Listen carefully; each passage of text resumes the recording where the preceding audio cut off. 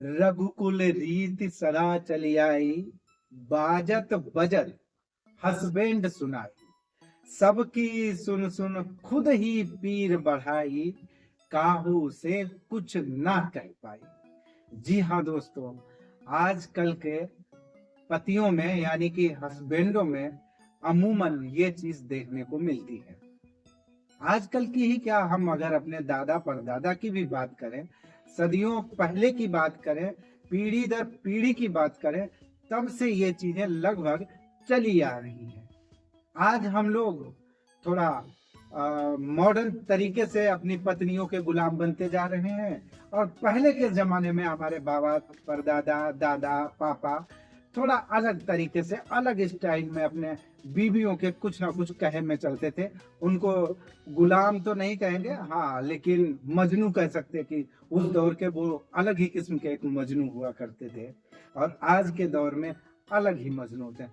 तो जी हाँ दोस्तों, नमस्कार। मैं हूं कमलेश कुमार, कविता और कहानी के साथ। मैं आपको अपनी किताब हस्बैंड की समरी बताना चाहता हूं, और हमारी किताब की समरी में मुख्यतः ये समाज में आए दिन प्रतिदिन हो रहे बदलाव और चल रही घटनाओं के बारे में बताया गया, और उन घटनाओं से जो मिलकर के बनता है, जो मिलकर के बना है, या जो छोटी छोटे नोक झोंक होते हैं, जो छोटे मोटे गिले शिकवे होते हैं, और वो गिले शिकवों से मिल करके जो रिश्ते बनते हैं, उन रिश्तों की खट्टी मीठी यादें और नोक झोंक भरी, कुछ बचपन की और कुछ जवानी की, कुछ बुढ़ापे की, हर समय के अनुसार हर टाइप की कह सकते हैं कि इसमें हमने पिरोने की कोशिश की है, और जो इस समाज में चल रहा है उसको मैंने एक अपने नजरिए से आप लोगों तक पहुंचाने का प्रयास किया है।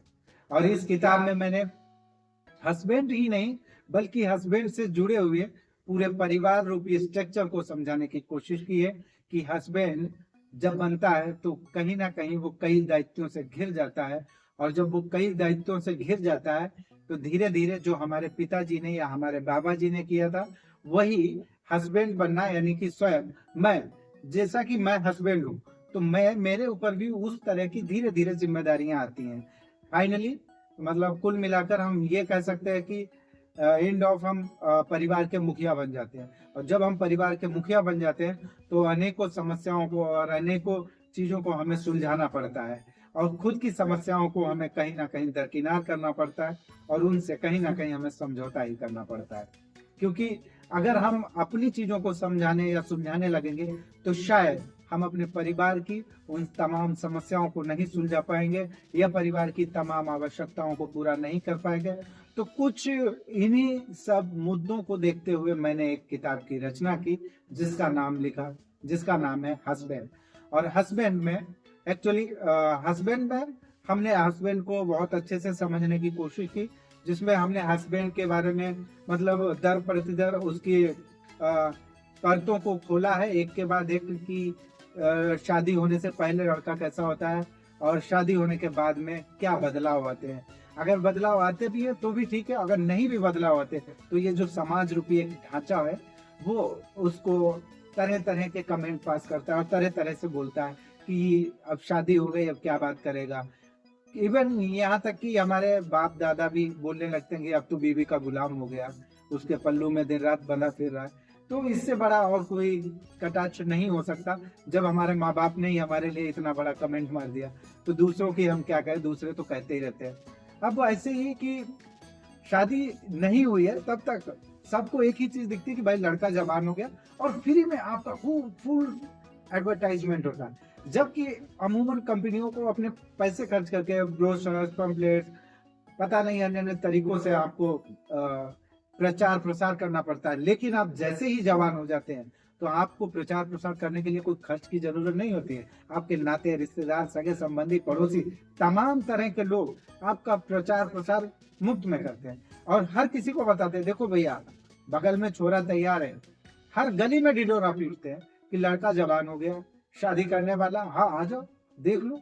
लेकिन क्या कभी वो लोग आपको इसलिए प्रेरित करते हैं कि आप थोड़ा अच्छे से पढ़ो, पढ़ाई लिखाई करो, एक नौकरी के लिए तैयारी करो, आप सेटल्ड हो जाओ। जब अगर आप आज अपने पैरों पे खड़े हो जाएंगे तो हो सकता है आप एक साथ एक नहीं दो जिंदगियों को अच्छे से जी पाएंगे। लेकिन लोगों को ये सब चीजों से मतलब शायद परहेज रहता है आज के समाज में, क्या कि पहले से भी चलता है। तो इसमें भी कुछ ऐसा नया नहीं मैंने लिखा है, हालांकि जो समाज में चल रहा था या पीढ़ियों से हो रहा है या मैंने कहीं ना कहीं देखा या स्वयं महसूस किया, उसी को मैंने इसमें बताने की कोशिश की। जबकि अमूमन लोगों को प्रेरित और प्रोत्साहित करना चाहिए कि पढ़ाई लिखाई के बारे में थोड़ा अपने काम धाम को लेकर के, ताकि हर एक इंसान अपने लिए कुछ कर सके और अपने परिवार के लिए कुछ कर सके। तो ये कुछ इस तरह की चीजें होती हैं, आए दिन घटती रहती हैं हमारे आसपास में, हम सबकी नजरों के सामने।